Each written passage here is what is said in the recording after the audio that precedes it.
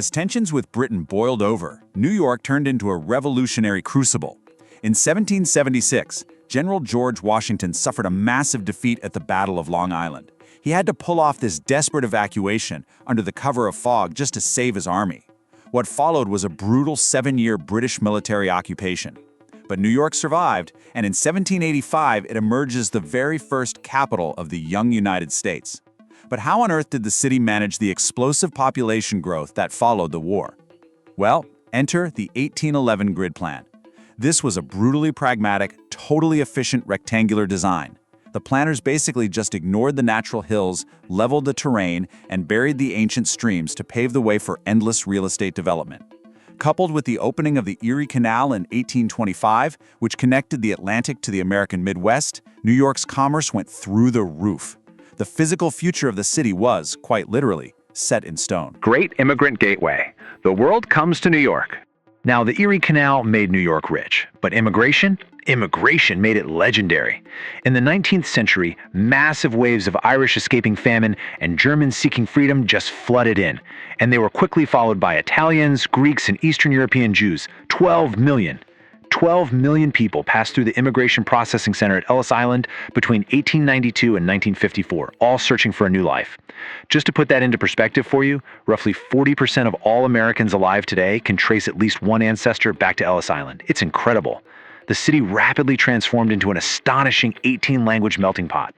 But we have to ground these staggering statistics in real human grit. It's perfectly captured by Emma Lazarus's famous poem etched into the Statue of Liberty. Give me your tired, your poor, your huddled masses yearning to breathe free. These immigrants, they definitely didn't find streets paved with gold. What they found were disease-ridden, 10 by 10 foot tenement apartments in places like the Lower East Side, often with no running water and barely any air. Yet through pure, unbelievable resilience, they survived. They laid the bricks, they dug the subway tunnels, and they built the towering infrastructure of the modern city with their bare hands. Racing toward the sky, the 1920s skyscraper wars. So, in 1898, the city consolidated the 5 boroughs into the massive municipality that we know today. And by the turn of the century, they were completely running out of room on the island of Manhattan.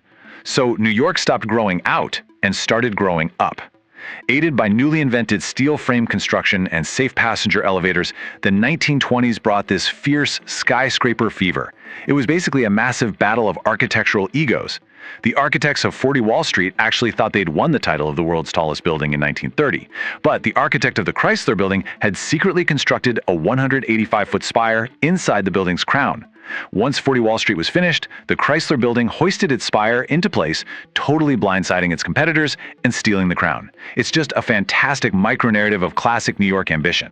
Well, listen, the Chrysler Building's victory lasted barely a year before it was dethroned by a true titan, the Empire State Building. Built right during the depths of the Great Depression, the speed of its construction was just mind-boggling. They were averaging 4.5 stories completed every single week, using 57,000 tons of riveted steel. The whole shebang was finished in an unbelievable 13 months. Though, ironically, because of the Depression, it opened to mostly empty offices. Locals actually used to mark it by calling it the Empty State Building. The city that never sleeps, a century of resilience. By the mid-20th century, New York had fully elevated itself to become the world's economic engine and cultural capital. The 1904 opening of the subway system was like this circulatory system that connected the 5 boroughs into a single, massive, breathing organism. But the modern era also brought dramatic highs and devastating lows. After the post-WW2 boom, the 1970s brought horrific urban decay, near bankruptcy, and that infamous 1977 blackout that sparked citywide rioting. A lot of people actually declared the city dead, but of course it came back. Then came the unthinkable tragedy of 9/11 in 2001, which tested the very soul of the city.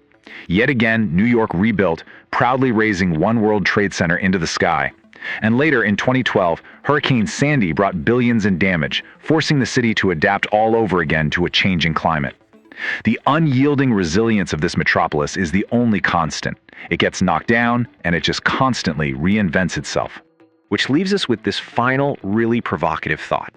In a city that has completely overwritten itself 1,000 times, from a glacier, to a forest, to a Dutch trading post, to a skyline of steel, what in the world will New York look like in the next 400 years?